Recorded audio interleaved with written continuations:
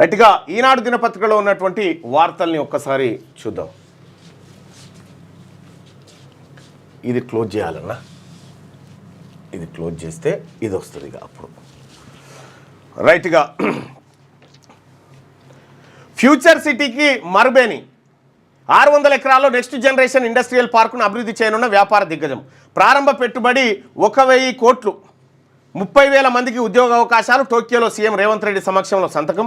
జైకాతో ముఖ్యమంత్రి నేతృత్వంలోని ప్రతినిధి బృందం భేటీ.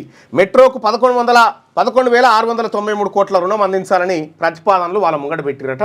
ఇక ముఖ్యమంత్రి బృందం అక్కడికి పోయి చేస్తూ ఉన్నారు. ఇక్కడికి పోయిన వాళ్ళు ఎవరో చూద్దాం ఒకసారి. ఆరుగురు బృందం అని చెప్పారు, అంతకంటే ఎక్కువనే పోయారు. సో రఘువీర్ రెడ్డి ఆయనకి ఏం పని లేదు, జస్ట్ టైం పాస్ పోయే బృందం వేరే ఉంటుంది. మళ్ళా రేవంత్ రెడ్డి ఆడికి పోయిన బృందం చూడు.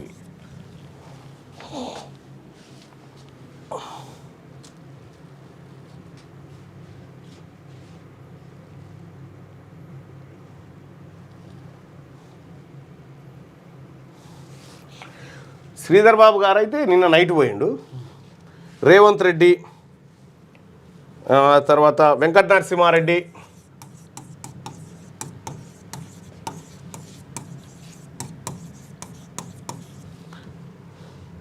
ఆ తర్వాత విష్ణువర్ధన్ రెడ్డి,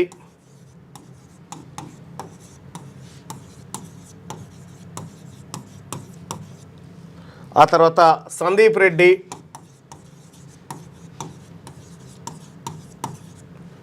రఘువీర్ రెడ్డి,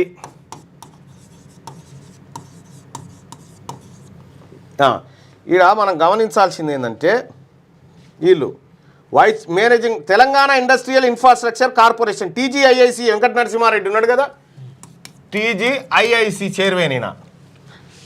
ఇక తర్వాత CM special officer investment promotion Vishnuvardhan Reddy.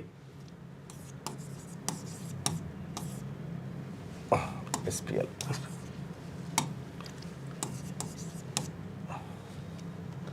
ఆ తర్వాత సీఎం స్పెషల్ ఆఫీసర్ ఇన్వెస్ట్మెంట్, మళ్ళీ ఈయన కూడా ఇద్దరు రెడ్లు, ఈయన కూడా. ఇక ఈయన ఎంపీ. ఈ బృందం పోయింది. ఈ బృందం పోయి ఇంక వీళ్ళే కాదు, అవునుగా సీఎం అజిత్ రెడ్డి,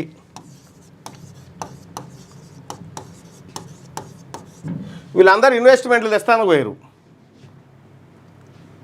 వీళ్ళు పోయిన మతలాభం ఏంది అనేది మళ్ళీ ఉన్నాడు చెప్పుకుందాం. పోయి ఏం చేస్తూ ఉన్నారు అనేది. ఇక పోయిరు మొత్తానికి 1,000 కోట్ల రూపాయలు. ఈ 1,000 కోట్ల రూపాయలకు ఒక ఐఏఎస్ ఆఫీసర్ వచ్చి సరిపోయేది. సరే చూద్దాం. జయేష్ రంజన్, శేషాద్రి గారు అంటే సీఎంఓ ఆఫీస్లోనే ఉంటారు.